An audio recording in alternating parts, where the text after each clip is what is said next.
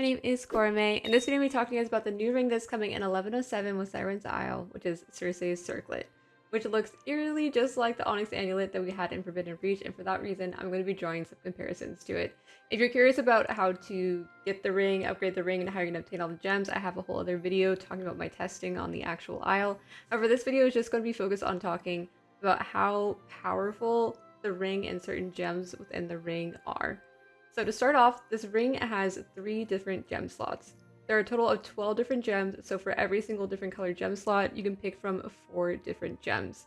Within each category, there is 1 gem that just does damage, 1 gem that just does healing, 1 gem that, unlike the onyx amulet, is going to give you some form of flat stats, and then the 4th gem is kind of like the wild card for each one. To get a read on how powerful the ring was, I took the time to test every single gem that I was able to. Of course, some, since they're on PTR, are still buggy and not working well, and some of them you do need a full party of people in order to test. However, of the ones I was able to test, I do think, based on the current tuning, that this ring is going to be stronger than the onyx amulet. So I'm going to take the time to go over every single gem and the kind of findings I got, and at the end, I'm going to talk about what I think right now the best combinations are for DPS, healing, and maybe tanking, though that's not really my forte, so I'm not going to go much on that one. So the first category of gems I'm going to go over is the Scene Sea Citrines. These ones of the 3 different categories I found were the most well-rounded and especially the most powerful. So starting off with the DPS gem, this one is the Underseer Overseer Citrine. So this is an AoE gem, so in AoE it does about 100k DPS, which is quite a bit, and on single target it does about 35,000.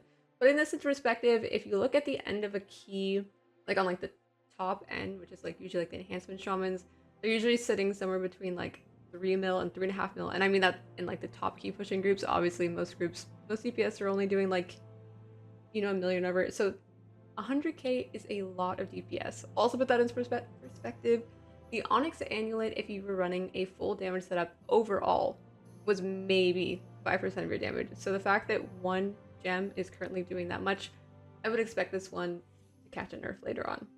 The healing gem in this category is also the most powerful of the gems that I tested, and that is the Mariners. It does about 50,000 HPS. It's pretty good, and it's probably something that healers are going to find themselves wearing. The stat gem that's available is Fathom Dwellers. So this gives you a flat amount of mastery, and it empowers your other gems based on how much mastery you have. Based on the little math I was able to actually do, it looks about 900 mastery makes your next gem 1% more effective. So that's not a great conversion rate, but I'm guessing if you're a class that likes mastery, this is something you wouldn't mind putting on just because it gives you flat mastery and you get to make your other gems a tiny bit more powerful. Now for the 4th gem in this category, we have the Seabed Leviathans. This is the only what looks like to be the direct tanking gem that is available. My testing showed that you could do about 11,000 DPS with it, which isn't a crazy amount, but maybe you do like the survivability that comes from it. And it also has this weird sound effect when it procs. On to the next category of gems is the Thunder Gems.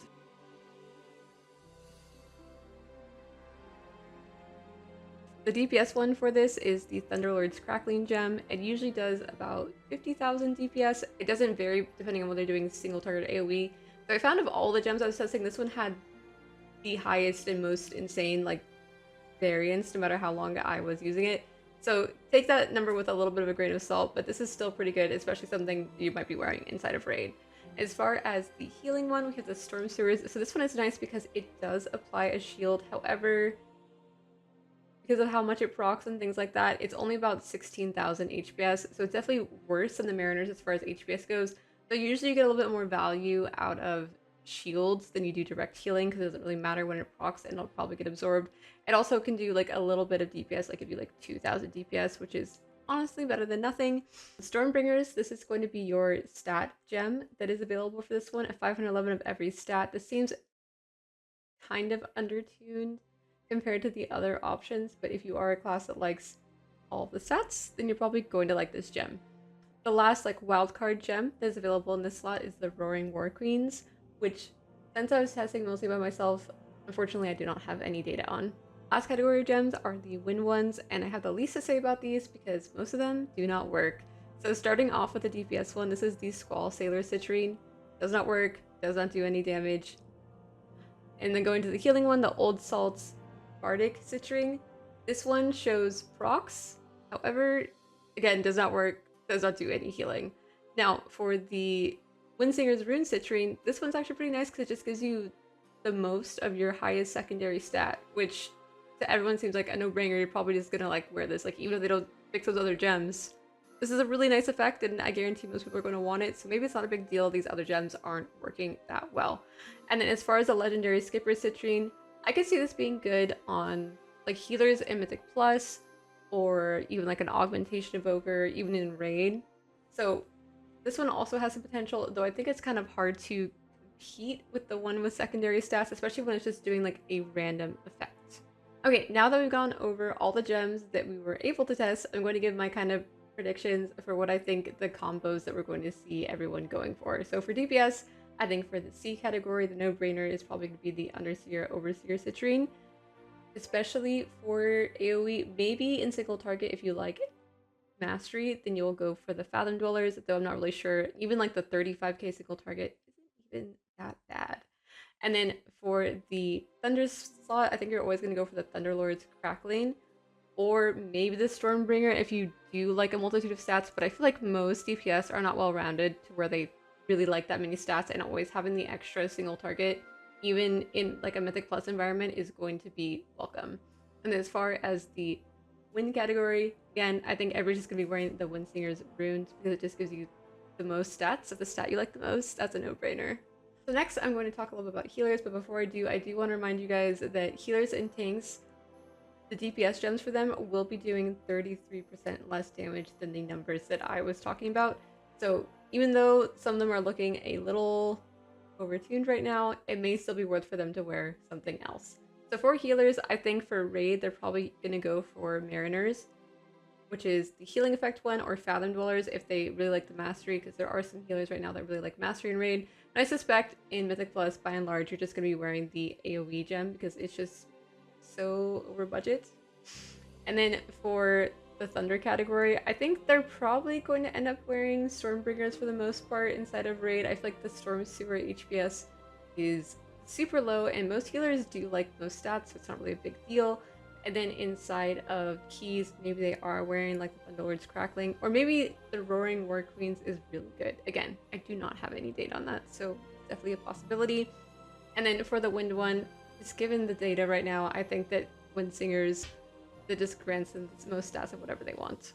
For tanks, I do suspect that most of them will just go for a full DPS setup, honestly. I don't think the tank gem is super groundbreaking with how it's statted, so I do suspect they're just going to wear the Underseer Overseer Citrines because like it is doing so much DPS that it is just worth putting on. And then the Thunderlord's Crackling, especially if it's in Raid where you want to do a decent amount of single target. And then they're just going to wear, in the Wind category, again, just the straight stat one because that one is super strong and all the other gems in that category are not super great. Overall, I think this ring, I said earlier in the video, I think it is shaping up to be stronger than the Onyx Amulet, even if they do end up nerfing some of the effects on the ring. Just the power to be able to choose to go for stats instead could make the ring good basically no matter what, depending on how they budget it. They said that they wanted to make this ring only good going into the patch, and with the Onyx Amulet there was a problem where it was still really good for most through progression, and I think at the current balancing they have now, they may encounter an even bigger problem where this ring is more powerful. Again, there's still plenty of time left in the PTR. I just kind of wanted to give like a first look video into how the ring is shaping up. I may make another video once they do further tuning, because if it's anything like the Onyx Amulet, they're gonna wait until the last week to do proper tuning. Yeah, thank you so much for watching this. I hope you enjoyed it, and bye!